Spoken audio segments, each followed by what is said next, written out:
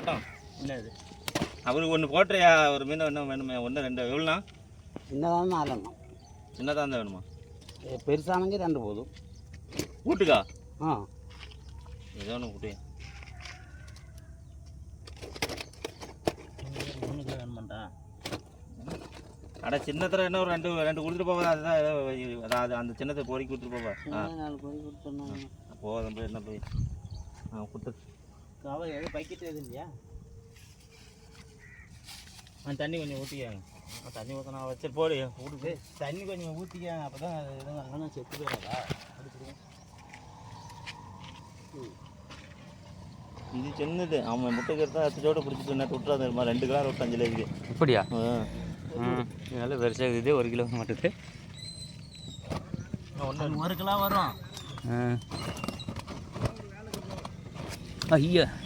போட்டு தள்ளிவிடும் திருப்பி போட மாட்டேன் அப்புறம்